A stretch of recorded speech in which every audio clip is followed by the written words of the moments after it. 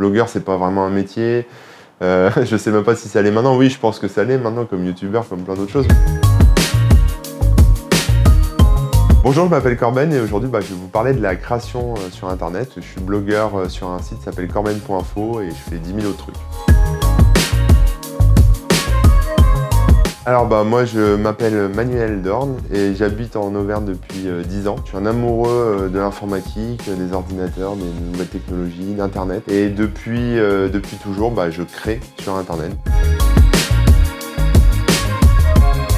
J'ai découvert ça en 97, donc c'était un peu le vertige parce que première connexion internet, j'en ai entendu beaucoup parler avant, donc c'était un peu mystérieux pour moi.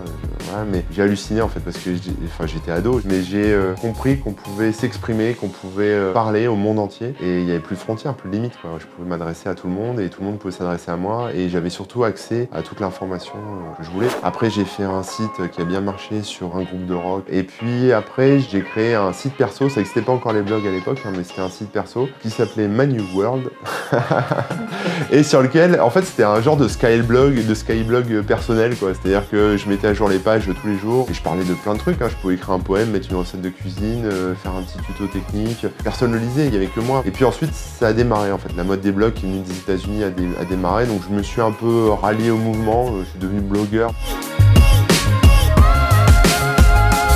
Par curiosité, en fait, j'ai testé un truc qui s'appelle AdSense, la régie publicitaire de Google. Au début, j'ai gagné 2 € par mois, et puis au fur et à mesure, plus l'audience augmente, et voilà. Et quand j'ai réussi à dégager, on va dire, un SMIC, j'ai quitté ma société, enfin, j'ai quitté la société qui m'employait, et puis je me suis mis à mon compte, donc j'ai fait des missions à côté aussi pour assurer, parce que vivre de son site, c'est un peu un truc...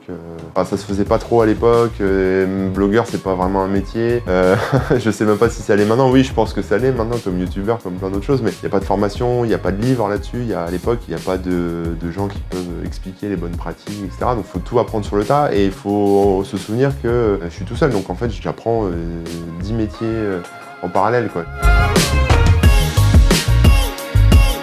Alors aujourd'hui, Corben.info, ça existe toujours. À la belle époque, ça faisait 2 ou 3 millions de visiteurs uniques par mois, donc ce qui était pas mal quand même. Puis sur les thématiques, évidemment, j'ai évolué un peu parce que j'ai vieilli, puis j'ai appris plein de choses aussi entre temps, mais ça reste quand même beaucoup d'informatique, de logiciels, de tutos, de choses comme ça. Je vois mon site en fait maintenant comme une source de fun, d'expérimentation pour les gens qui aiment bidouiller en fait. C'est un site de vulgarisation, mais c'est un site pour les bidouilleurs. Enfin bon, il y a plein de choses à faire. Là, j'ai plus de 14 000 articles là, sur le site, donc ça fait quand même une grosse masse d'infos.